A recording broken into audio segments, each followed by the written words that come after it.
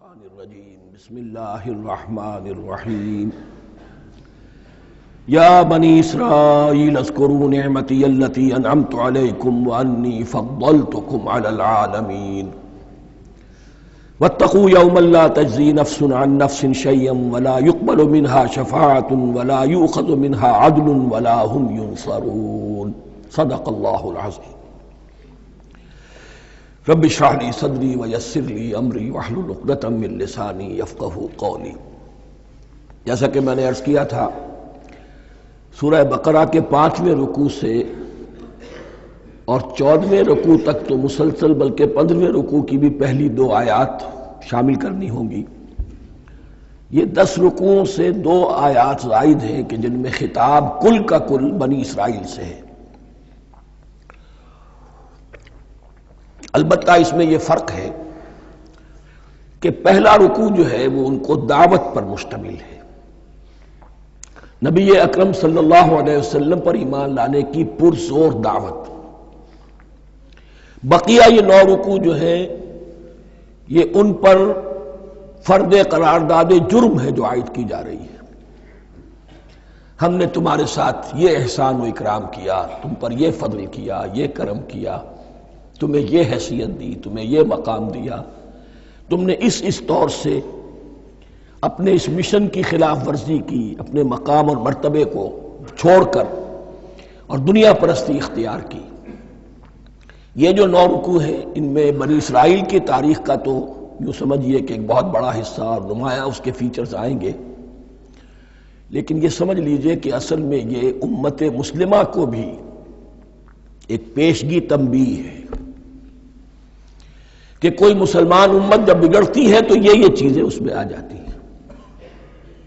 چنانچہ احادیث موجود ہیں حضور کی، لَيَأْتِيَنَّ عَلَىٰ أُمَّتِي مَا أَتَىٰ عَلَىٰ بَنِي إِسْرَائِيلَ حَذْوَ النَّعْلِ بِالنَّعْلِ، میری امت پر بھی وہ سب حالات وارد ہوں گے جو بنی اسرائیل پر آئے، بالکل ایسے جیسے ایک جوتی دوسری جوتی سے مشابہ ہوتی ہے۔ ایک اور حدیث میں فرمایا لَتَتَّبِعُنَّ سُنَنَ مَنْ قَبْلِكُمْ، تم لازماً اپنے سے پہلوں کی پیروی کرو گے۔ اور اس میں اس حد تک بھی آپ نے وضاحت کر دی کہ اگر وہ سابق امت مسلمہ، سابق امت، اگر وہ گوہ کے بل میں گھسی تھی تم بھی گھسو گے، اور اگر ان میں کوئی بدبخت ایسا اٹھا جس نے اپنی ماں سے زنا کیا تو تم میں سے بھی کوئی شقی ایسا ضرور اٹھے گا جو یہ حرکت کرے گا۔ اس اعتبار سے ان رکوعوں کو پڑھتے ہوئے یہ نہ سمجھیے یہ اگلوں کی داستان ہے، پچھلوں کی کہانیاں ہیں، نہیں۔ خوش طرح باشد کے سر دل براں، گفت آیت در حدیث دیگراں، یہ ہمارے لیے ایک آئینہ ہے اور ہمیں ہر مرحلے پر سوچنا ہوگا، دروں بینی کرنی ہوگی، انٹروسپیکشن، کہ کہیں اسی گمراہی میں ہم مبتلا تو نہیں، دیکھتے جائیے گا۔ دوسرا نقطہ پہلے سے یہ سمجھ لیجئے، یہ جو 2 آیتیں میں نے 6 رکوع کی تلاوت کی ہیں، بعین ہی یہی 2 آیتیں 15ویں رکوع میں آئیں گی، اور اس کو یوں سمجھیے کہ یہ 2 بریکٹس ہیں۔ 9 رکوعوں کا مضمون ان 2 بریکٹس کے درمیان ہے۔ یہ 2 آیتیں یہاں سے بریکٹ شروع ہو رہی ہیں، وہ 2 آیتیں ان پر بریکٹ ختم ہو رہی ہیں، بعین ہی وہی آیات۔ ایک آیت میں تو شوشے کا بھی فرق نہیں، دوسری آیت میں صرف ترتیب بدلی ہے، مضمون وہی ہے۔ اس کے مابین جو کچھ ہے، اس سے باہر یہ جو 5واں رکوع تھا، اس کے مضامین گویا کہ ضرب کھا رہے ہیں بریکٹ کے اندر کے سارے مضامین سے۔ یہ حساب کا بہت ہی عام فہم سا قاعدہ ہے، بریکٹ کے باہر کوئی رقم لکھی ہوئی ہے جس کے بعد کوئی زبر، کوئی جمع یا تفریق اگر نہیں ہے تو وہ ضرب کھائے گی، بریکٹ کے اندر جتنی بھی ویلیوز ہیں ان کے ساتھ ضرب کھائے گی۔ تو گویا کہ ہر قدم پر حضور پر دعوت، ایمان لانے کی دعوت اس پورے معاملے میں موجود ہے، اس لیے کہ اس میں بعض آیتیں ایسی آ گئی ہیں، ایک زیادہ نمایاں ایک کم نمایاں، جن سے کچھ لوگوں کو بغالتا ہوا یا کچھ لوگوں نے فتنہ پیدا کیا جان بوجھ کر۔ یہ فتنہ ایک بار پیدا ہوا تھا اکبر کے زمانے میں، دین الہی کی شکل میں، کہ صرف خدا کو مان لینا، آخرت کو مان لینا اور نیک اعمال کرنا نجات کے لیے کافی ہے، کسی رسول پر ایمان لانا ضروری نہیں ہے۔ یہ صوفیہ میں بھی یہ فتنہ بہت بڑے پیمانے پر آیا. مسجد مندر ہکڑو نور، مسجد میں اور مندر میں ایک ہی نور ہے، سب مذاہب ایک ہی ہے. سارا فرق جو ہے شریعتوں کا ہے، عبادت کے ظاہری شکل کا ہے، وہ ہے رسولوں سے متعلق. رسولوں کو بیچ میں سے نکال دیجئے تو یہ دین الہی رہ جائے گا، اللہ کا دین. اتنا بڑا فتنہ تھا کہ جب ہندوستان میں سیاسی اعتبار سے، حکومت کے اعتبار سے مسلمانوں کا اقتدار چوٹی پر تھا، کلائمیکس پر، اکبر اعظم، اس وقت یہ دین الہی کا فتنہ اٹھا کہ دین محمدی کا اب دور ختم ہو گیا. وہ 1000 سال کے لیے تھا، 1000 سال پورے ہو گئے، اب الف ثانی ہے، دوسرا 1000 سال ہے، اس کے لیے نیا دین ہے. اسے دین اکبری بھی کہا گیا اور دین الہی بھی کہا گیا. اور اس میں ایک آیت آئے گی جس سے استدلال کیا ہے کچھ لوگوں. اس صدی میں پھر یہ فتنہ اٹھا تھا گاندھی کے فلسفے کے ذریعے سے، اور ایک بہت بڑا نابغہ انسان مسلمانوں میں سے، بہت بڑا نابغہ، جینیس، ابو الکلام آزاد، وہ بھی اس فتنے کا شکار ہو گیا.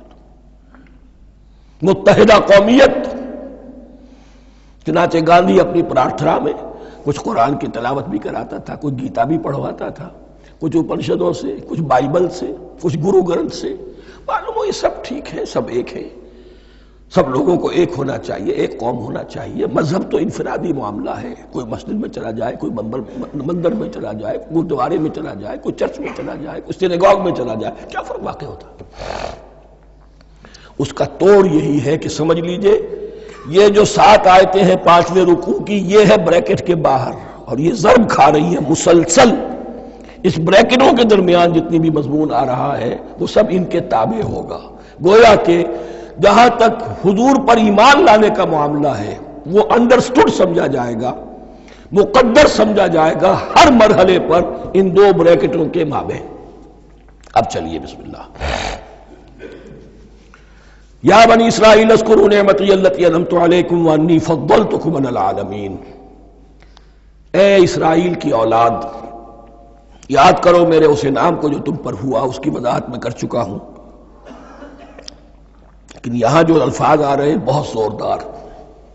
وانی فضلتکم علی العالمین.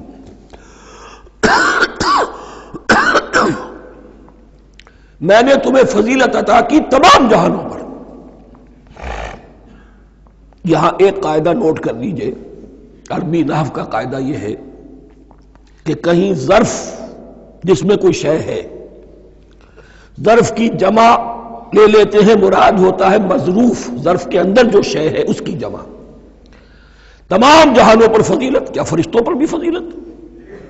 نہیں، جہان والوں پر، تمام اقوام عالم پر تمہیں فضیلت عطا کی، یہ مطلب ہے اس کا. تمام عالموں پر، تمام جہانوں پر، یعنی تمام جہان والوں پر. اس انسان عالم انسانیت کے اندر جتنے بھی مختلف گروہ ہیں، نسلیں ہیں، طبقات ہیں، ان میں فضیلت عطا.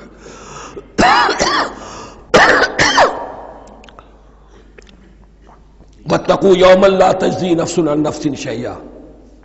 میں عرض کر چکا ہوں، اب تیسری مرتبہ پھر عرض کر رہا ہوں، اصل شیخ آخرت،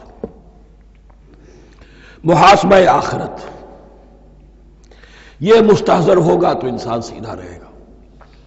اس میں کمزوری آ جائے، ضعف آ جائے تو باقی ایمان باللہ، ایمان بالرسالت، یہ نہ معلوم کیا کیا شکلیں اختیار کر لیں.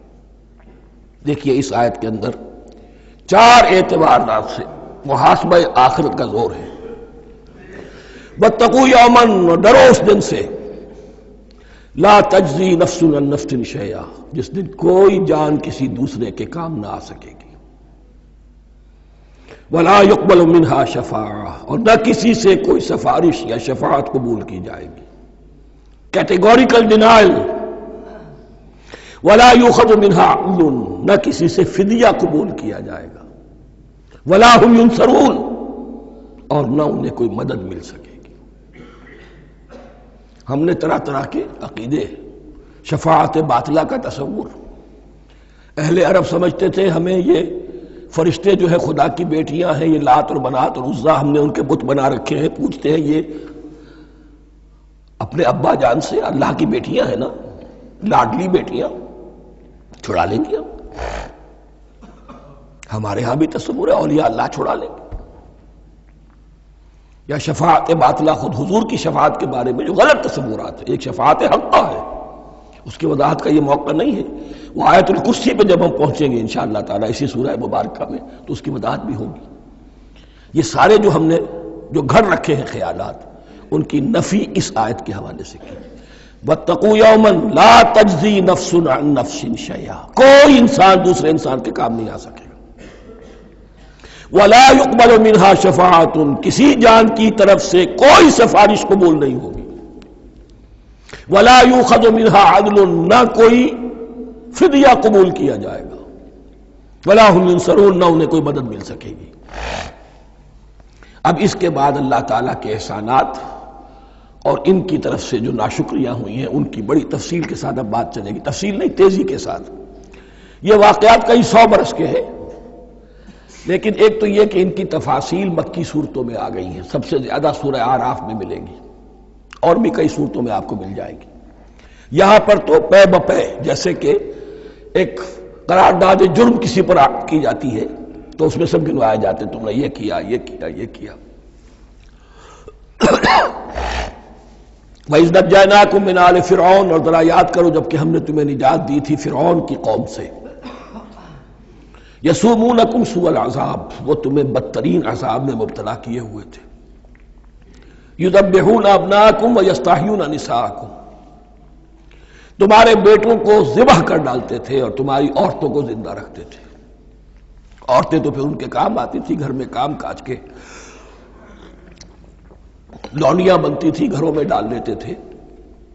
لیکن لڑکوں کو، اور یہ 2 موقع پر ہوا ہے بنی اسرائیل کے ساتھ، یہ بعد میں انشاءاللہ اس کی تفصیل آئے گی.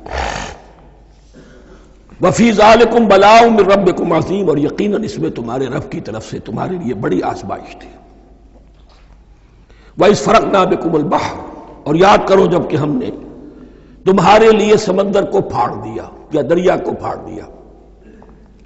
یہ ایک مختلف فی بات ہے کہ کس جگہ سے کراس کیا تھا بنی اسرائیل نے ایجپٹ سے سینائی پیننسولا آنے کے لیے، جزیرہ نما سینا میں. ایک رائے یہ کہ دریائے نیل کو کراس کر کے گئے ہیں، لیکن یہ بات غلط ہے. دریائے نیل تو مصر کے اندر ہے، وہ کبھی بھی مصر کی حد نہیں بنا. کسی کی رائے یہ ہے کہ جو خلیج سویز ہے، بحر قلزم جو ہے ریڈ سی، وہ اوپر جا کر 2 کھاڑیوں میں تبدیل ہو جاتا ہے. خلیج عقبہ مشرق کی طرف اور خلیج سویز مغرب کی طرف، اور ان کے درمیان میں یہ سینائی پیننسولا جو ہے یہ تکون ہے. جیسے ہندوستان بھارت تکون ہے، ایسے یہ پیننسولا ہے، انڈین پیننسولا، سینائی پیننسولا. اور یہ سویز کینال تو بعد میں بنی ہے.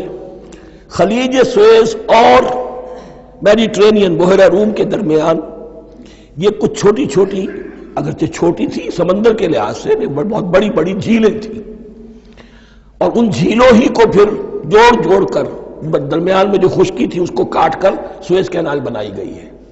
تو اب تو یہ ایک مسلسل ایک رابطہ ہے، لیکن معلوم ہوتا ہے کہ یا تو خلیج سویز کو کراس کیا ہے حضرت موسیٰ علیہ السلام نے، اور یہی میری رائے زیادہ یہی ہے، اس لیے کہ کوہ طور جو ہے وہ اس پیننسولا کی ٹپ پر ہے، نیچے ہے یہاں، جہاں پر جن کا قیام رہا اور جہاں پھر حضرت موسیٰ کو 40 دن کے لیے کوہ طور پر بلا کر اور پھر انہیں تورات دی گئی ہے. تو معلوم ہوتا ہے کہ جو خلیج سویز ہے اسے کراس کیا ہے. کراس کس طرح کیا ہے کہ حضرت موسیٰ کے عصا کی ایک ضرب سے سمندر پھٹ گیا. فَكَانَ كُلُّ فِرْقٍ كَالطَّوْدِ الْعَظِيمِ، دونوں طرف چٹانوں کے مانند پہاڑ کی طرح جو ہے وہ سمندر کھڑا ہو گیا، اس کے راستے سے یہ نکل گئے. اور پھر جب فرعون اور اپنا لشکر لے کر جب آیا ہے، اس نے سوچا ہم بھی نکل جائیں، وہ غرق ہو گئے، اس لیے کہ دونوں طرف کا پانی آپس میں مل گیا. یہ تھی کیفیت، اور معجزانہ کیفیت تھی. یہ کوئی فطرت کے یا نیچر کے اصول کے مطابق بات نہیں تھی، اور میں عرض کر چکا ہوں، آپ کو بتا چکا ہوں معجزہ کسے کہتے ہیں. وَإِذْ فَرَقْنَا بِكُمُ الْبَحْرَ فَأَنْجَيْنَاكُمْ، جب ہم نے تمہارے لیے یا تمہارے ساتھ سمندر کو پھاڑ دیا، تمہارے لیے، تمہارے گزرگاہ بنانے کے لیے، تو تمہیں تو نجات دے دی. وَأَغْرَقْنَا آلَ فِرْعَوْنَ وَأَنْتُمْ تَنْظُرُونَ، اور تمہاری نگاہوں کے سامنے فرعون کے لاؤ لشکر کو غرق کیا، تم دیکھ رہے تھے. یہ گزر چکے تھے، اس ساحل پر کھڑے ہیں، ادھر سے یہ داخل ہوئے ہیں اور پانی دونوں طرف سے آ کر مل گیا اور یہ غرق ہو گئے۔ وَإِذْ وَعَدْنَا مُوسَىٰ 40 لَيْلَةً، اور یاد کرو پھر جب کوہ طور پر ہم نے موسیٰ کو 40 دن کے لیے بلایا۔ ثُمَّ اتَّخَذْتُمُ الْعِجْلَ، ان کی غیر حاضری میں تم نے بچڑے کی پرستی شروع کر دی، اسے معبود بنا لیا، من بعدہ، اس کی غیر موجودگی میں، وَأَنْتُمْ ظَالِمُونَ، تم بہت بڑا ظلم تھا جس کا ارتکاب کیا۔ ان الشرک لظلم عظیم، عظیم ترین ظلم جو ہے وہ شرک ہے، اور شرک جلی کی یہ شکل کہ بچڑے کو پوج رہے۔ ثم عفونا عنکم من بعد ذلک، پھر ہم نے تمہیں اس کے بعد بھی معاف کیا، یہ ہمارا کرم رہا ہے، ہماری رحمت رہی۔ من بعد ذلک لعلکم تشکرون، تاکہ تم شکر کرو۔ وَإِذْ آتَيْنَا مُوسَى الْكِتَابَ وَالْفُرْقَانَ لَعَلَّكُمْ تَهْتَدُونَ، اور یاد کرو جب کہ ہم نے موسیٰ کو کتاب اور فرقان عطا فرمائی۔ یہ فرقان حق اور باطل کے درمیان فرق کر دینے والی چیز، اور کتاب عام طور پر جو آتا ہے وہ شریعت کے لیے آتا ہے، شریعت بھی دی، کتاب بھی دی، اور فرقان بھی دیا، لعلکم تہتدون، تاکہ تم ہدایت پاؤ۔ وَإِذْ قَالَ مُوسَىٰ لِقَوْمِهِ، اور یاد کرو جب کہ کہا تھا موسیٰ نے اپنی قوم سے، یا قوم انکم ظلمتم انفسکم باتخاذکم العجل، اے میری قوم کے لوگو، یقیناً تم نے اپنے اوپر بڑا ظلم کیا ہے بچڑے کو معبود بنا کر۔ فتوبوا الی بارئکم، پس توبہ کرو اپنے پروردگار، اپنے خالق کی جناب میں۔ باری، باری اللہ تعالیٰ ہے،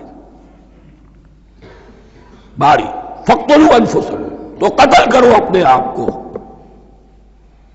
یہ چیز جو ہے تورات میں تفصیل سے آئی ہے، قرآن میں نہیں ہے۔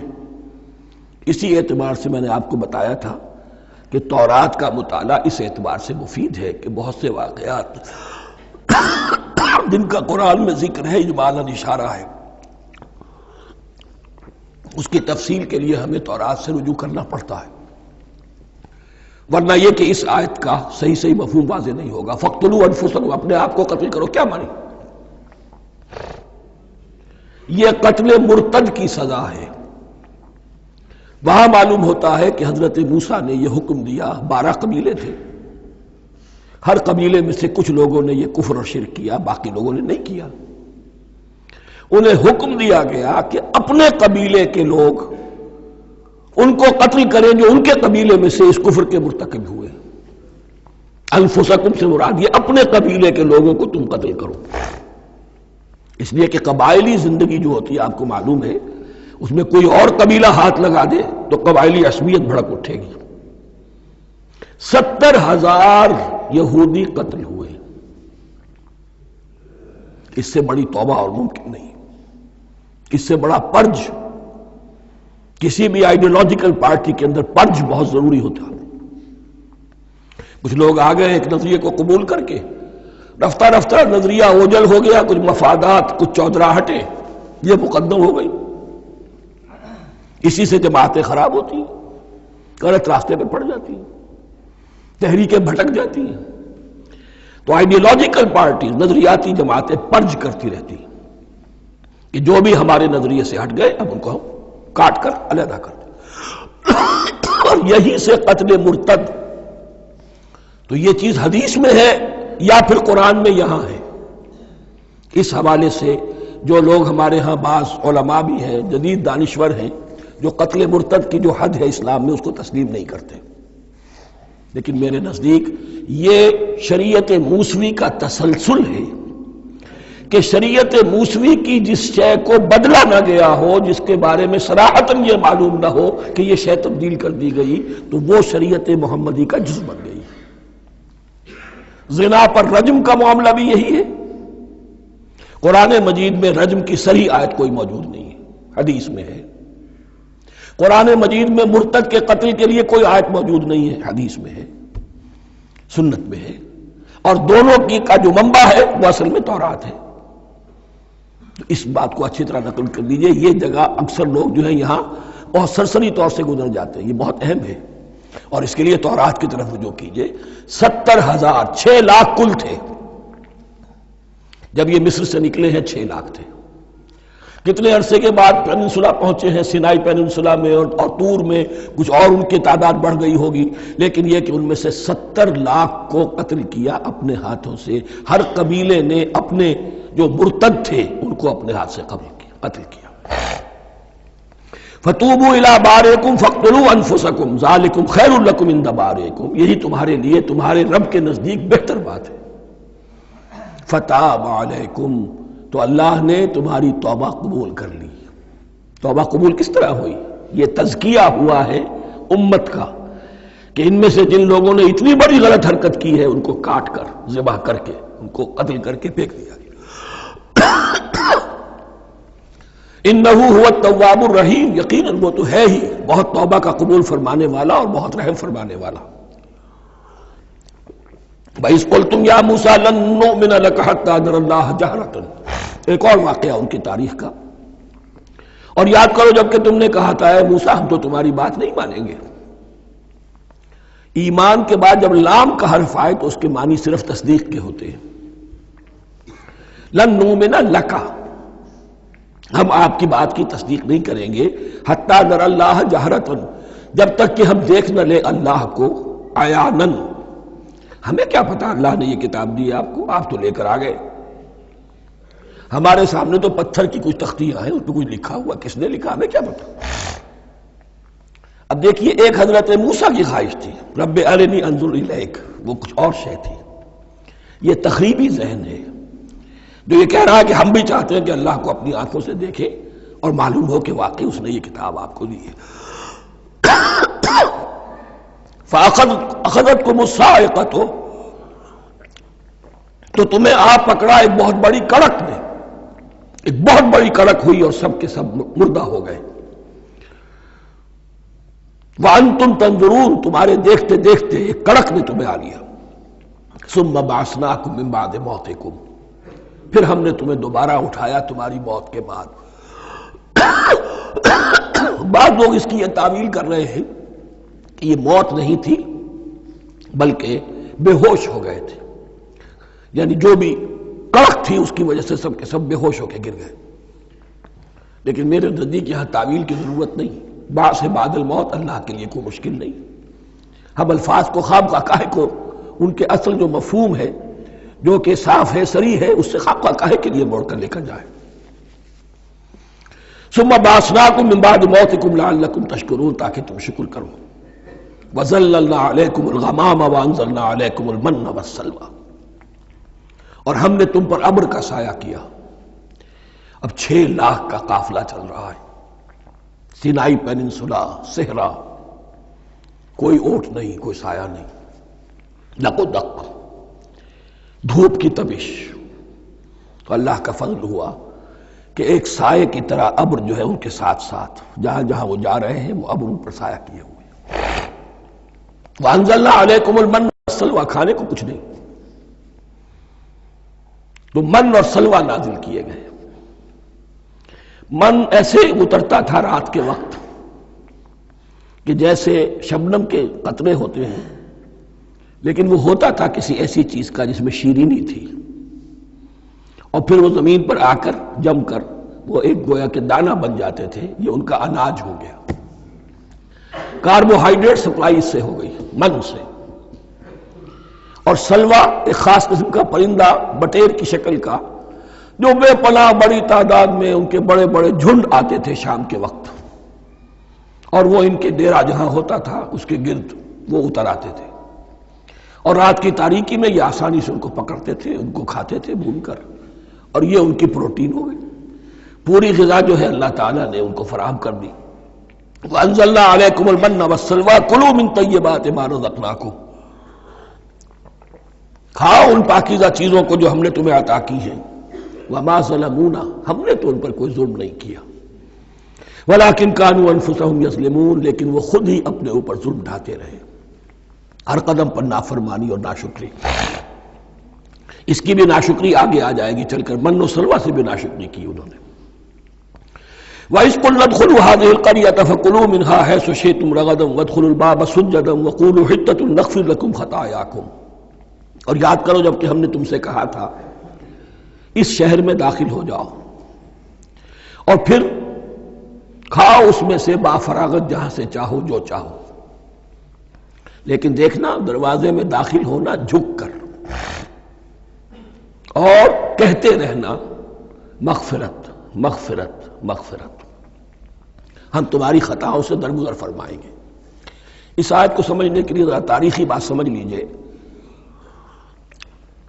صحرائے سینا میں آنے کے بعد اور یہ جو کتاب تورات انہیں مل گئی تھی، اس کے بعد حضرت موسیٰ علیہ السلام کے ہی زمانے میں انہیں جہاد اور قتال کا حکم ہوا۔ اس سے پوری قوم نے انکار کر دیا، یہ سورہ مائدہ میں آئے گا۔ اس پر اللہ تعالیٰ نے ایک سزا مسلط کر دی ان پر کہ 40 برس تک اسی صحرا میں بھٹکتے پھریں گے۔ اگر یہ ابھی قتال کرتے، جہاد کرتے، تو پورا فلسطین ان کے ہاتھ پر ابھی فتح کرا دیتے، لیکن چونکہ انہوں نے بزدلی دکھائی ہے، اب سزا یہ ہے فَإِنَّهَا مُحَرَّمَةٌ عَلَيْهِمْ 40 سَنَةً يَتِيهُونَ فِي الْأَرْضِ، اب 40 برس تک یہ اسی صحرا میں بھٹکتے پھریں گے، اور ارض فلسطین جو ان کے لیے ارض موعود تھی وہ ان پر حرام کر دی گئی 40 سال کے لیے۔ اس 40 سال کے عرصے میں حضرت موسیٰ کا بھی انتقال ہو گیا، حضرت ہارون کا بھی ہو گیا، اور اس عرصے میں ایک نئی نسل پیدا ہوئی۔ وہ جو غلامی کا داغ اٹھائے ہوئی نسل آئی تھی مصر سے، جن کے اندر مورل کیریکٹر جو ہے وہ بہت کمزور ہو جاتا ہے، غلامی کا یہ اثر ہوتا ہے۔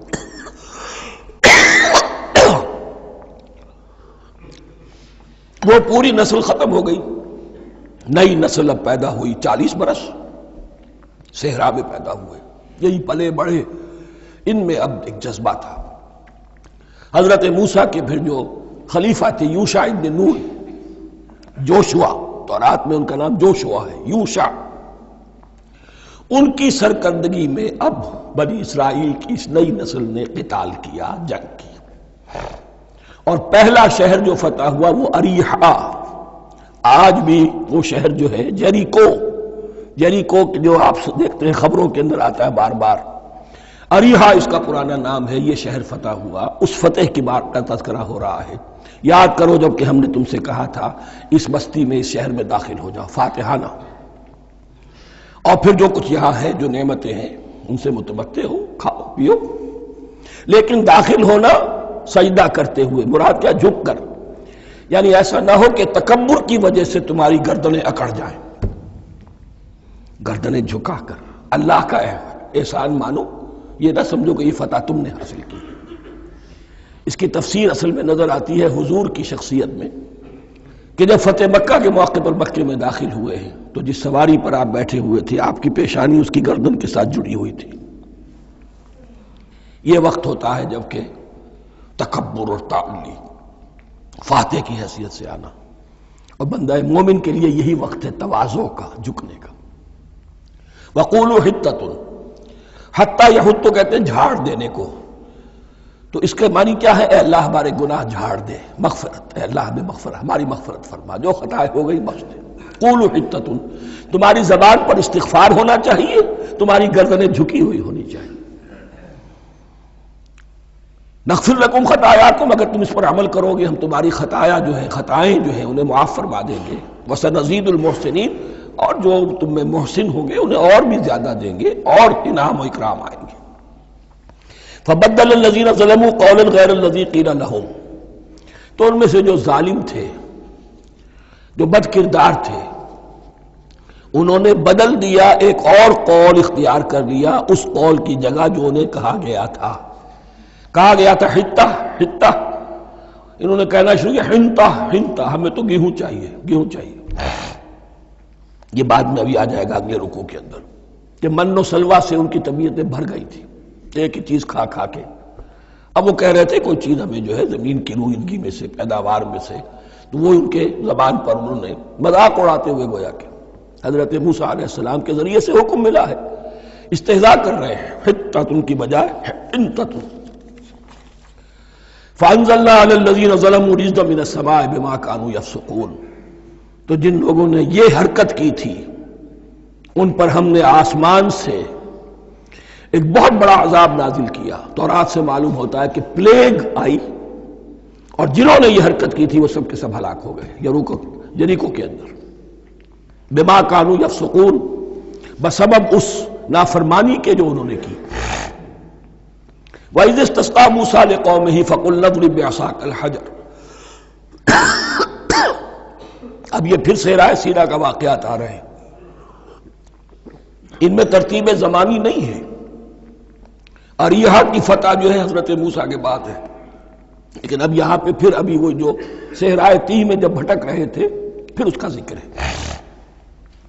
وَإِذِ اسْتَسْقَىٰ مُوسَىٰ لِقَوْمِهِ فَقُلْنَا اضْرِب بِّعَصَاكَ الْحَجَرَ، اور جب کہ موسیٰ کی قوم نے موسیٰ سے پانی طلب کیا۔ اب صحرا میں آپ کو معلوم ہے جہاں پڑاؤ تھا اب وہاں پانی نہیں ہے، 6 لاکھ ہو 7 لاکھ ہو کتنے افراد ہو پانی چاہیے۔ وَإِذِ اسْتَسْقَىٰ مُوسَىٰ لِقَوْمِهِ فَقُلْنَا اضْرِب بِّعَصَاكَ الْحَجَرَ، تو ہم نے کہا کہ اپنے عصا سے ضرب لگاؤ چٹان پر۔ فَانْفَجَرَتْ مِنْهُ اثْنَتَا عَشْرَةَ عَيْنًا، تو اس سے 12 چشمے پھوٹ بہے۔ فجر کہتے ہیں کسی شے کے پھٹ کر کوئی چیز برآمد ہو۔ فجر جو ہوتی ہے، فجر کا وقت رات کی تاریکی کا پردہ چاک ہوتا ہے اور سپیدہ سحر نمودار ہوتا ہے۔ فَانْفَجَرَتْ مِنْهُ اثْنَتَا عَشْرَةَ عَيْنًا، تو 12 چشمے پھوٹ بہے۔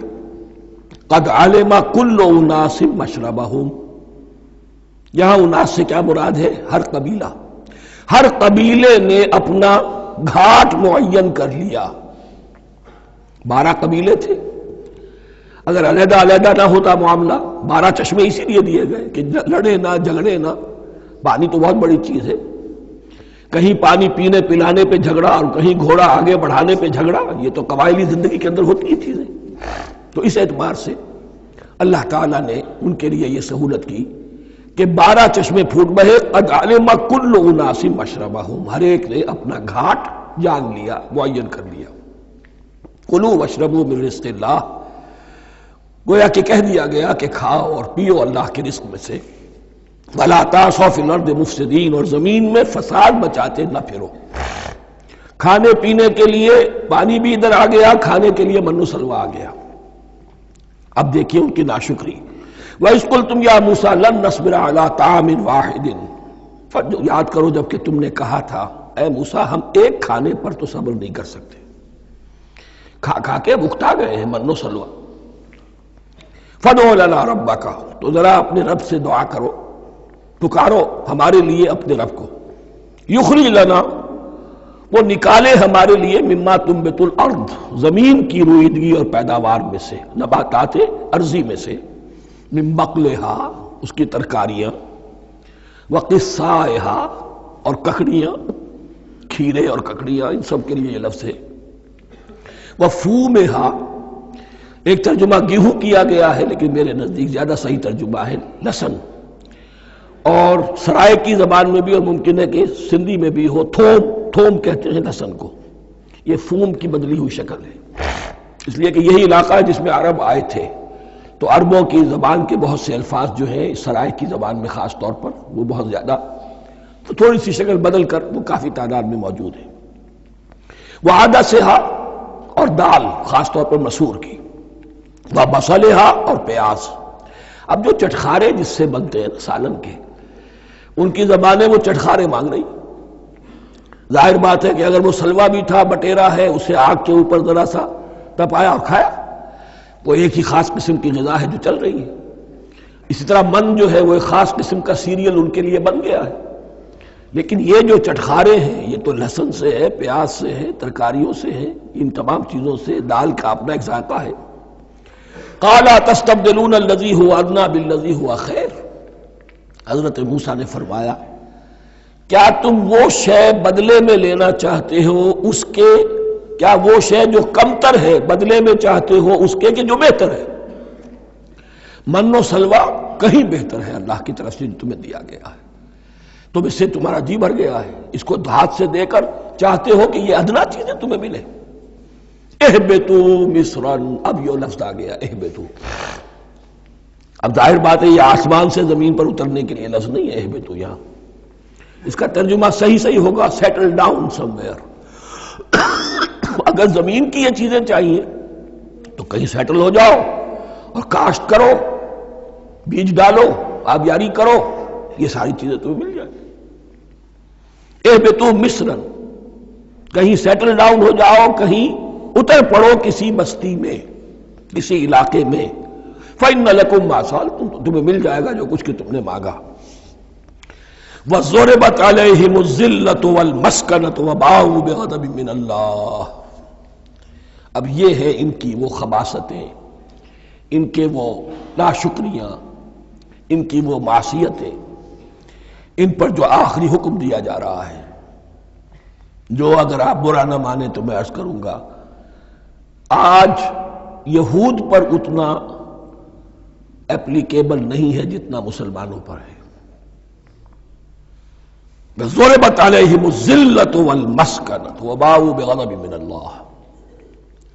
ذلت اور مسکنت، کم ہمتی ان پر تھوپ دی گئی۔ ضربت علیہم، it was heaped upon them، the humiliation was heaped upon them۔ ضربت علیہم الذلۃ والمسکنۃ وباؤوا بغضب من اللہ، اور وہ اللہ کا غضب لے کر لوٹے۔ وہی امت جس کے بارے میں فرمایا وَأَنِّي فَضَّلْتُكُمْ عَلَى الْعَالَمِينَ، اسی امت کا پھر یہ حشر ہوا۔ کیوں ہوا؟ نافرمانی۔ تمہیں کتاب دی تھی کہ تم پیروی کرو، تمہیں کتاب دی تھی کہ اسے قائم کرو۔ وَلَوْ أَنَّ أَهْلَ الْكِتَابِ أَقَامُوا التَّوْرَاةَ وَالْإِنْجِيلَ وَمَا أُنزِلَ إِلَيْهِمْ مِنْ رَبِّهِمْ لَأَكَلُوا مِنْ فَوْقِهِمْ وَمِنْ تَحْتِ أَرْجُلِهِمْ۔ اگر یہ تورات اور انجیل کو قائم کرتے، نافذ کرتے، تو نعمتیں زمین بھی اگلتی، ان کے قدموں کے نیچے سے نعمتیں جو ہیں وہ پھوٹتی، اور ان کے سروں کے اوپر سے بھی بارش ہوتی نعمتوں کی۔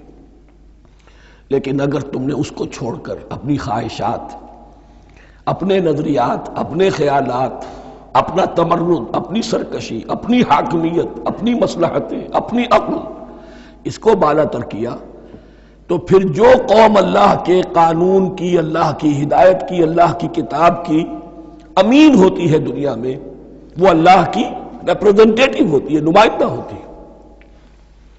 اگر وہ اپنے عمل سے مس ریپرزنٹ کرے اللہ کو، تو وہ کافروں سے بڑھ کر مغضوب اور کافروں سے بڑھ کر مبغوض ہو جاتی ہے، مغضوب بھی مبغوض بھی۔ اس لیے کافروں کو تو دین پہنچانا تمہارے ذمہ تھا، تم نے دین ان کو کیا پہنچانا تھا، تم تو خود دین سے منحرف ہو گئے۔ آج اس جگہ پر امت مسلمہ کھڑی ہے کہ 1.25 بلین یا 1.5 بلین، 125 کروڑ عزت نام کی شے نہیں ہے کہ عزت نام تھا جس کا گئی تیمور کے گھر سے، سارے معاملات دنیا کے G7 G15 کے ہاتھ میں ہیں، سیکیورٹی کونسل اس کے پرماننٹ ممبر کا ویٹو ہے، اور نہ سیکیورٹی کونسل میں اور نہ کہیں کسی G7 میں، نہ G9 میں، نہ G15 میں کوئی مسلمان ملک نہیں۔ کس نمی پرست کی بھیا کیستی، ہماری اپنی پالیسیز کہیں اور طے ہوتی ہیں، ہمارے اپنے بجٹ کہیں اور بنتے ہیں، ہماری صلح اور جنگ کسی اور کے اشارے سے ہوتی ہے، ریموٹ کنٹرول، یہ ذلت اور مسکنت۔ ہم کہتے ہیں ہماری شہرگ ہے کشمیر، اور جنگ کرنے کو تیار نہیں ہے۔ یہ خوف نہیں تو کیا ہے، یہ مسکنت نہیں تو کیا ہے؟ اگر اللہ پر یقین ہو اور اپنے حق پر یقین ہو تو اگر شہر ایک دوسرے کے قبضے میں ہے تو ہمت کرو، یا تخت یا تختہ، لیکن نہیں۔ آپ کے ریڈیو پر، ٹیلی ویژن پر خبریں آتی رہیں کہ اتنی مسلمانوں کے ساتھ یہ کر دیا، اتنی مسلمان عورتوں کی بے حرمتی کر دی، لیکن یہاں ہم بیٹھے ہوئے اپنے اپنے دھندوں میں، اپنے اپنے کاروبار میں، اپنی اپنی ملازمتوں میں، اپنے اپنے کیریئرز میں، دنیا میں کیا کچھ ہو رہا ہے۔ بہرحال اس وقت یہ جو ہے، میں نے جیسا کہ عرض کیا تھا کہ یہ ہے تاریخ بنی اسرائیل کی، لیکن خوشترا باشد کے سر دل براں، گفت آیت در حدیث دیگراں، یہ ہمارا نقشہ ہے آج اس آیت میں۔ ضربت علیہم الذلۃ والمسکنۃ وباؤوا بغضب من اللہ۔ اور یہ کیوں؟ ذالک بانہم کانوا یکفرون بآیات اللہ، یہ اس لیے کہ وہ اللہ کی آیات کا انکار کرتے رہے، وَيَقْتُلُونَ النَّبِيِّينَ بِغَيْرِ الْحَقِّ، اللہ کے نبیوں کو ناحق قتل کرتے رہے۔ ہمارے ہاں بھی مجددین امت میں سے کتنے ہیں جو جیلوں میں ڈالے گئے، جن کو ایسی ایسی مار پڑی ہے کہ کہا جاتا ہے کہ ہاتھی کو بھی وہ مار پڑتی تو برداشت نہ کرتا۔ احمد ابن حنبل کے ساتھ کیا ہوا؟ ابو حنیفہ جیل میں انتقال کیا، امام مالک کے کندھے کھینچ دیے گئے، اتار دیے گئے، منہ کالا کر کے اور اونٹ پر بٹھا کر پھرایا گیا۔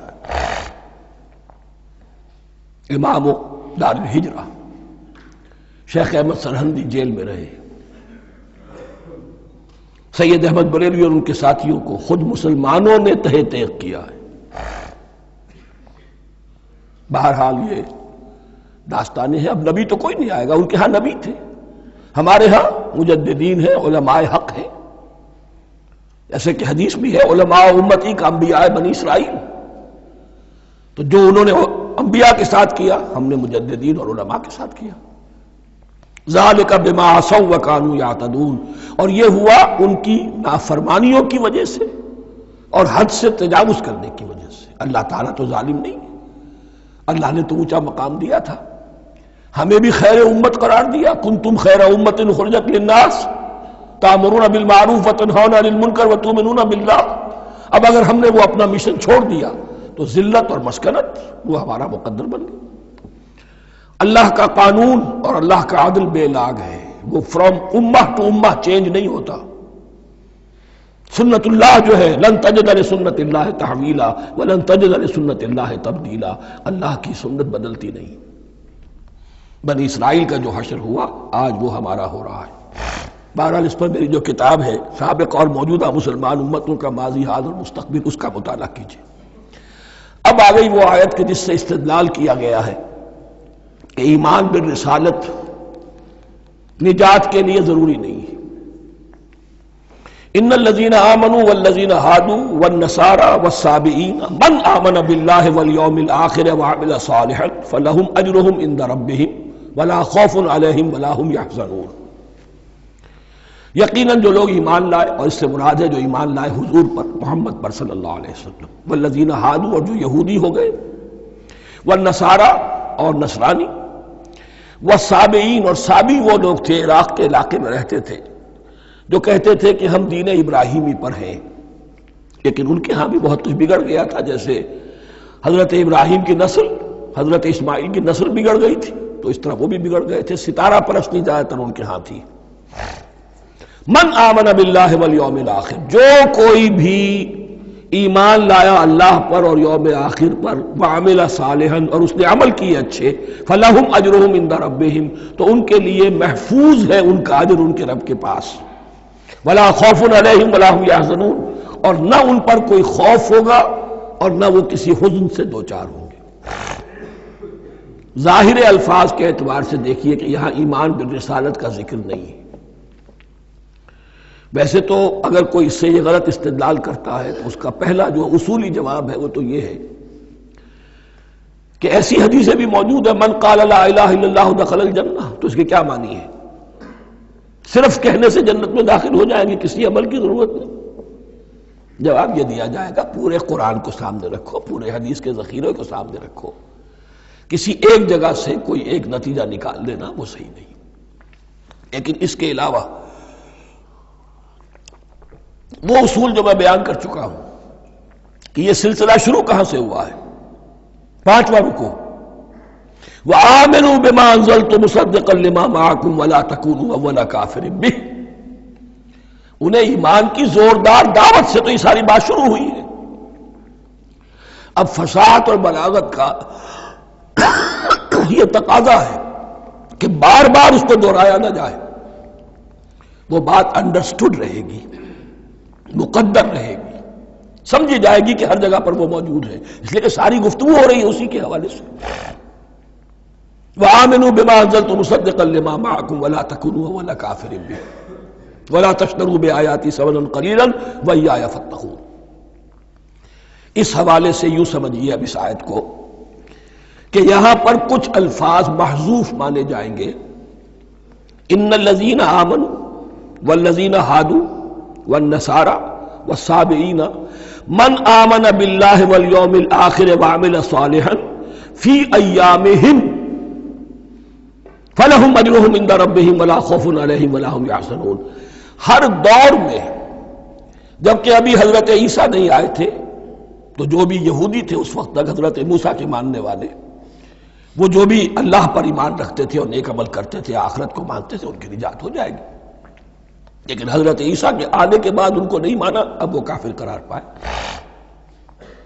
لیکن اب حضرت عیسیٰ کے آنے کے بعد جب تک حضور نہیں آئے جو بھی مانتا ہے، لیکن یہ کہ شرط یہی ہوگی کہ اپنے اپنے زمانے میں، اصل میں نفی جس بات کی جا رہی ہے وہ یہ ہے کہ یہ نہ سمجھو کہ کسی گروہ میں ہونے سے نجات ہوتی ہے. نجات کسی گروہ میں ہونے کی وجہ سے نہیں ہے، نجات کی بنیاد ایمان اور عمل صالح ہے. کسی رسول پر ایمان لانا اپنے دور کے رسول پر وہ تو لازم ہے، لیکن یہ ہے کہ اس پر ایمان تو لے آئے اور وہ عمل صالح نہیں ہے تو نجات نہیں ہوگی. تو یہ اپنے اپنے دور میں، اپنے اپنے زمانے میں ہر امت کے لیے وَلِكُلِّ أُمَّةٍ أَجَلٌ قرآن مجید کے ایک مقام پر آیا ہے، ہر امت کے لیے ایک خاص معین مدت ہے. اس معینہ مدت میں اب ظاہر بات ہے جو لوگ حضور کی بعثت سے پہلے فوت ہو گئے ان پر تو کوئی ذمہ داری نہیں تھی حضور پر ایمان لانے کی، اور ایسے لوگ تھے، ایسے موحدین مکے میں موجود تھے جو یہ کہتے تھے کعبے کے پردے پکڑ پکڑ کر، اے اللہ ہم صرف تجھے پوجنا چاہتے ہیں، صرف تیری بندگی کرنا چاہتے، لیکن جانتے نہیں کیسے کریں. یہ بات موجود تھی اور ان کا انتقال بھی ہو گیا. یہ زید، سعید ابن زید، سعید جو حضرت عمر کے بہنوئی تھے اور وہ عشرہ مبشرہ میں سے ہیں، ان کی اہلیہ حضرت فاطمہ بنت خطاب، ان دونوں کے ایمان کو اللہ نے ذریعہ بنایا حضرت عمر کے ایمان کا. اور یہ والد تھے سعید کے زید، وہ یہ کہتے ہوئے دنیا سے چلے گئے حضور کی ابھی بعثت ہی نہیں ہوئی تھی، اے اللہ میں صرف تیری بندگی کرنا چاہتا ہوں، کیسے کروں یہ نہیں جانتا. اسی کو ذہن میں رکھیے، اہدنا الصراط المستقیم جو میں نے کہا تھا، ایک سلیم الفطرت انسان، سلیم العقل انسان توحید تک پہنچ جاتا ہے، آخرت کو پہچان لیتا ہے. لیکن اب کیا کروں؟ اس شریعت کے لیے، ان احکام کے لیے وہ دستے سوال دراز کرنے پر مجبور ہے. الحمدللہ رب العالمین الرحمن الرحیم مالک یوم الدین ایاک نعبد و ایاک نستعین اہدنا الصراط المستقیم. اسی صراط المستقیم کی دعا کا یہ جواب اب آئے گا، شروع ہوگا سورہ بقرہ سے. یہ کرو، یہ نہ کرو، یہ فرض ہے، یہ تم پر لازم کیا گیا، یہ چیز حرام کی گئی، وغیرہ وغیرہ. ان الذین آمنوا والذین ہادوا والنصارى والصابئین من آمن باللہ والیوم الآخر وعمل صالحا. اور محذوف الفاظ فی ازمنتہم، اپنے اپنے زمانے میں، یا فی ایامہم، فلہم اجرہم عند ربہم ولا خوف علیہم ولا ہم یحزنون. وَإِذْ أَخَذْنَا مِيثَاقَكُمْ وَرَفَعْنَا فَوْقَكُمُ الطُّورَ. اور ذرا یاد کرو جب کہ ہم نے تم سے عہد لیا، قول و قرار لیا، اور تمہارے اوپر اٹھا دیا طور کو، پہاڑ کو. جب تورات دی گئی تو اس وقت ایک کیفیت معجزانہ طور پر ایسی پیدا کی گئی، ان کے اوپر ایک روب ڈالنے کے لیے اور خشیت قلب میں پیدا کرنے کے لیے کوہ طور اٹھا کر معلق کر دیا گیا. اس وقت کہا گیا خذوا ما آتیناکم بقوۃ.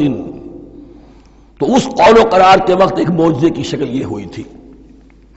وَإِذْ أَخَذْنَا مِيثَاقَكُمْ وَرَفَعْنَا فَوْقَكُمُ الطُّورَ خُذُوا مَا آتَيْنَاكُمْ بِقُوَّةٍ وَاذْكُرُوا مَا فِيهِ لَعَلَّكُمْ تَتَّقُونَ. پکڑو اس کو مضبوطی کے ساتھ جو ہم نے تمہیں دیا ہے، اس حدیث، اس کتاب کو، تورات کو، اس شریعت کو، ان احکام کو. وَاذْكُرُوا مَا فِيهِ، اور یاد رکھو اسے جو کچھ کہ اس میں ہے، لَعَلَّكُمْ تَتَّقُونَ، تاکہ تم بچ سکو. ثُمَّ تَوَلَّيْتُم مِّن بَعْدِ ذَلِكَ، پھر تم نے روگردانی کی اس کے بعد، اس میثاق کو توڑا، میثاق الست کو توڑا تھا، اور دوسرے یہ میثاق شریعت جو تم سے لیا گیا اس کو بھی توڑا. ثم تولیتم من بعد ذلک فلولا فضل اللہ علیکم ورحمتہ لکنتم من الخاسرین. پھر اگر اللہ کا فضل تمہارے شامل حال نہ ہوتا اور اس کی رحمت تمہاری دستگیری نہ کرتی رہتی، بار بار تمہیں معاف کیا، تمہیں مہلت دی، تو اگر یہ چیز نہ ہوتی تو اسی وقت سے تم خسارہ پانے والے اور تباہ ہونے والے ہو جاتے۔ وَلَقَدْ عَلِمْتُمُ الَّذِينَ اعْتَدَوْا مِنْكُمْ فِي السَّبْتِ، اور تمہیں خوب معلوم ہے تم میں سے وہ لوگ جنہوں نے سبت کے قانون کو توڑا، حد سے تجاوز کیا۔ یہ واقعہ تفصیل کے ساتھ سورہ اعراف میں آئے گا کہ ان کی شریعت میں ہفتے کا روز معین کر دیا گیا تھا، کوئی دنیاوی کام نہیں ہوگا۔ آج بھی وہ لوگ جو ہے سبت کو، جو بھی پریکٹسنگ جیوز ہیں، وہ اس کی پابندی کرتے ہیں اور بڑی شدت سے کرتے ہیں۔ لیکن ایک زمانے میں ایک خاص ان کا قبیلہ تھا کہ جس نے ایک بڑے ہی شرعی ہیلہ ایجاد کر کے اس قانون کی دھجیاں بکھیری۔ تفصیل ہم پڑھیں گے سورہ اعراف میں۔ وَلَقَدْ عَلِمْتُمُ الَّذِينَ اعْتَدَوْا مِنْكُمْ فِي السَّبْتِ، تو تمہارے علم میں ہے تمہارے وہ لوگ کہ جنہوں نے سبت کے قانون کے ضمن میں خلاف ورزی کی۔ فَقُلْنَا لَهُمْ كُونُوا قِرَدَةً خَاسِئِينَ، تو ہم نے کہہ دیا ان کو کہ ہو جاؤ ذلیل بندر۔ ان کی شکلیں بس کر دی گئی، انہیں بندروں کی شکل میں تبدیل کر دیا گیا۔ فَجَعَلْنَاهَا نَكَالًا لِمَا بَيْنَ يَدَيْهَا، پھر ہم نے اس واقعے کو یا اس بستی کو ایک بنا دیا مثال، لوگوں کے لیے ان کی عبرت کے سامان بنا دیا، ان کے لیے بھی جو سامنے موجود تھے اس زمانے کے لوگ، اور ان کے لیے بھی جو بعد میں آنے والے تھے۔ وَمَوْعِظَةً لِّلْمُتَّقِينَ، اور اسے ایک نصیحت، ایک سبق آموزی کی بات بنا دیا اہل تقویٰ کے لیے۔ وَإِذْ قَالَ مُوسَىٰ لِقَوْمِهِ إِنَّ اللَّهَ يَأْمُرُكُمْ أَن تَذْبَحُوا بَقَرَةً، اور یاد کرو جب کہ موسیٰ نے اپنی قوم سے کہا یقیناً اللہ تمہیں حکم دیتا ہے کہ گائے کو ذبح کرو۔ یہ واقعہ میں پہلے آپ کو بتا دوں، پھر ہم یہ آیات تیزی سے پڑھ لیں گے۔ بنی اسرائیل میں ایک شخص قتل ہو گیا، عامیل نامی، اور قاتل کا پتہ نہیں چل رہا تھا۔ اللہ تعالیٰ نے حضرت موسیٰ کے ذریعے سے انہیں حکم دیا کہ ایک گائے کو ذبح کرو اور اس کے جسم کے ایک ٹکڑے سے اس مردے کو چھوؤ، وہ جی اٹھے گا اور وہ بتا دے گا میرا قاتل کون ہے۔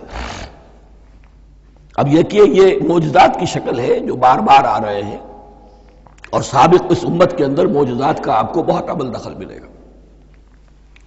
اس میں ایک تو یہ کہ گائے کو ذبح کرنا، وہ گائے کے تقدس کا جو ان کے دل میں ذہن میں تھا، تو ذبح کرنے سے اس کے اوپر بھی گویا کہ ایک تلوار چلائی گئی، اور پھر انہیں دکھا بھی دیا گیا کہ ایک آدمی زندہ بھی ہو سکتا ہے، بعد سے بعد الموت کا بھی ایک نقشہ دکھا دیا گیا انہیں۔ لیکن انہیں جب یہ حکم ملا اور ان کے دلوں کے اندر وہ بچڑے کی اور گائے کی تقدیس جو ہے وہ پلی ہوئی تھی، اب انہوں نے سوال کر کے کسی طریقے سے بچنے کے لیے مین بیخ نکالی، کیسی گائے ہو، کیا رنگ ہو، کس طرح کی ہو، کس عمر کی ہو۔ بالآخر یہ کہ جب ہر طرف سے گھیراؤ ان کا ہو گیا اور سب چیزیں جو ہیں ان کے سامنے واضح کر دی گئیں، تب انہوں نے یوں سمجھیے چاروں ناچار بادل ناخواستہ اس حکم پر عمل کیا۔ بس اب ترجمہ کر لیجئے۔ وَإِذْ قَالَ مُوسَىٰ لِقَوْمِهِ إِنَّ اللَّهَ يَأْمُرُكُمْ أَن تَذْبَحُوا بَقَرَةً، اور یاد کرو جب کہ موسیٰ نے کہا اپنی قوم سے کہ اللہ حکم دیتا ہے تمہیں کہ ایک گائے کو ذبح کرو۔ قَالُوا أَتَتَّخِذُنَا هُزُوًا، انہوں نے کہا کہ آپ ہمارے ساتھ کوئی ٹھٹھا کر رہے ہیں، مذاق اڑا رہے ہیں، یہ کیا بات آپ کہہ رہے ہیں؟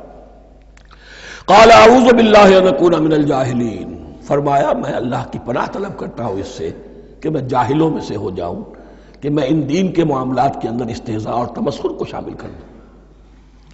قالوا ادع لنا ربك يبين لنا ما هي، اب انہوں نے کہا اچھا ایسی بات ہے تو ذرا اپنے رب سے دعا کیجئے کہ وہ ہم پر واضح کر دے کہ وہ کیسی ہو۔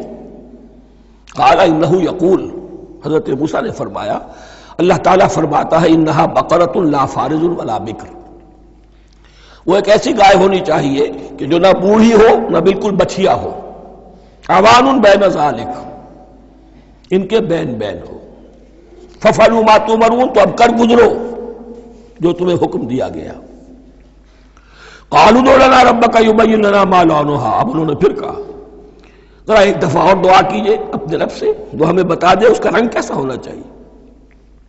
قال انه يقول انها بقرة صفراء فاقع لونها تسر الناظرين، فرمایا اللہ فرماتا ہے کہ وہ گائے ایسی ہونی چاہیے زرد رنگ، شوخ رنگ، شوخ زرد رنگ کی، چمکیلی، جو دیکھنے والوں کو خوب اچھی لگے، پسند آئے، دل میں کھپ جانے والی۔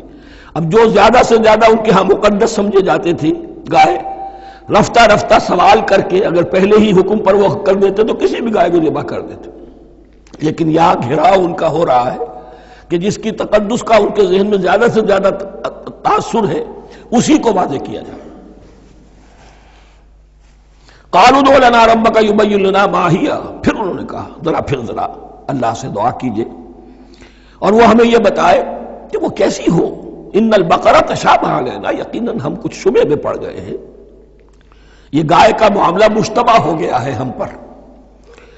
قال انہ یقول، فرمایا اللہ فرماتا ہے انہا بقرۃ لا ذلول تثیر الارض ولا تسقی الحرث، وہ ایک ایسی گائے ہونی چاہیے کہ جو کوئی جس سے مشقت نہ لی جاتی ہو، نہ وہ ہل جوتتی ہو اور نہ وہ رہٹ کا پانی کھینچتی ہو۔ تسیر الارض، نہ تو وہ زمین کو جوتنے میں ہل چلانے میں کام میں لی جائے، ولا تسقی الحرث، اور نہ کھیتی کو پانی پلانے کے لیے وہ پانی کھینچنے میں استعمال کیا جائے۔ مسلمتن، اور پوری سالم ہونی چاہیے، یک رنگ، لا شیۃ فیہا، اس میں کسی دوسرے رنگ کا کوئی داغ تک نہ ہو۔ اب کیا کرتے، گھیراؤ میں آ گئے۔ قالوا الآن جئت بالحق، کہا انہوں نے کہ ٹھیک ہے اب تو آپ نے بات جو ہے پوری طریقے سے واضح کر دی۔ فذبحوها وما كانوا يفعلون، تب انہوں نے اس کو ذبح کیا اور وہ کرنے والے نہیں تھے، دل میں نہیں تھا، بادل ناخواش تھا۔ اب دیکھیے یہاں ترتیب ذرا واقعے کی جو ہے مختلف ہو گئی ہے۔ جو اس ذبح بقرہ کا سبب تھا وہ بعد میں بیان ہو رہا ہے یہاں، تورات میں چونکہ واقعات کو اس طریقے سے بیان کیا ہے لہذا وہاں ترتیب دوسری ہے۔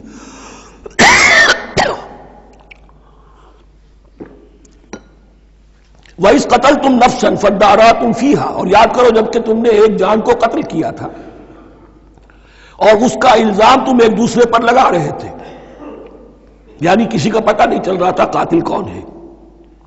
وَاللَّهُ مُخْرِجٌ مَا كُنتُمْ تَكْتُمُونَ، اور اللہ تعالیٰ فیصلہ کر چکا تھا کہ جو کچھ تم چھپا رہے ہو اسے نکال کر رہے گا، واضح کرے گا۔ فَقُلْ نَضْرِبُوهُ بِبَعْضِهَا، تو ہم نے حکم دیا کہ اس کی لاش کو اس گائے کے ایک ٹکڑے سے، اس کے جسم کے ایک حصے سے ضرب لگاؤ۔ کذالک یحیی اللہ الموتیٰ، اور دیکھو اس طریقے سے اللہ مردوں کو زندہ کر دے گا۔ تھوڑی دیر کے لیے وہ زندہ ہوا اور اس نے اپنے قاتل کا نام بتا دیا۔ وَيُرِيكُمْ آیَاتِهِ لَعَلَّكُمْ تَعْقِلُونَ، اور وہ تمہیں دکھاتا ہے اپنی آیات تاکہ تم عقل سے کام لو۔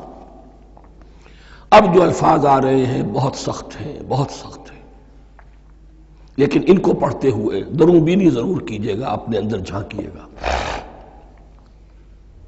ثم قست قلوبکم، پھر تمہارے دل سخت ہو گئے جب دین میں ہیلے بہانے نکالے جانے لگے اور ہیلوں بہانوں کے ذریعے سے شریعت کے احکام سے بچا جائے، اللہ کو دھوکہ دینے کی کوشش کی جائے، اس کا جو نتیجہ نکلتا ہے وہ دل کی سختی۔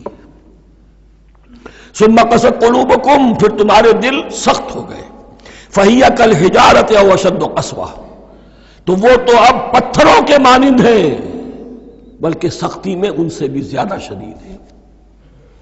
یہ ویسے بھی فصاحت اور بلاغت کا بھی بڑا ایک عمدہ مقام ہے قرآن کا۔ وَإِنَّ مِنَ الْحِجَارَةِ لَمَا يَتَفَجَّرُ مِنْهُ الْأَنْهَارُ، پتھروں میں سے تو ایسے بھی ہوتے ہیں جن میں سے چشمے پھوٹ بہتے ہیں۔ وَإِنَّ مِنْهَا لَمَا يَشَقَّقُ فَيَخْرُجُ مِنْهُ الْمَاءُ، اور ایسے بھی ہیں جو شق ہو جاتے ہیں، پتھر چٹانیں، ان میں سے پانی برآمد ہو جاتا ہے۔ وَإِنَّ مِنْهَا لَمَا يَهْبِطُ مِنْ خَشْيَةِ اللَّهِ، اور ان میں وہ بھی ہوتے ہیں جو اللہ کے خوف سے گر پڑتے ہیں۔ وَمَا اللَّهُ بِغَافِلٍ عَمَّا تَعْمَلُونَ، اور اللہ تعالیٰ غافل نہیں ہے اس سے کہ جو تم کر رہے ہو۔ یہ کیفیت جو ہے ثم قست قلوبکم فہی کالحجارۃ او اشد قسوہ، ہے کون؟ یا بنی اسرائیل اذکروا نعمتی التی انعمت علیکم وانی فضلتکم علی العالمین، جن پر 1400 برس ایسے گزرے کہ کوئی لمحہ ایسا نہ تھا کہ نبی موجود نہ ہو، جنہیں 3 کتابیں دی گئیں، لیکن یہ کہ اپنی بدعملی، عقائد میں بھی مین بیخ کر کے اپنے آپ کو بچانے کے راستے نکال لینا، اعمال میں بھی ہیلوں کے ذریعے سے، کتاب الحیل کے ذریعے سے اپنے آپ کو ذمہ داریوں سے مبرہ کر لینا، اس کا نتیجہ پھر یہ نکلتا ہے۔ اللہ تعالیٰ مجھے اور آپ کو اس انجام بد سے بچائے۔ بارک اللہ لی ولکم فی القرآن العظیم ونفعنی وإیاکم بالآیات والذکر الحکیم۔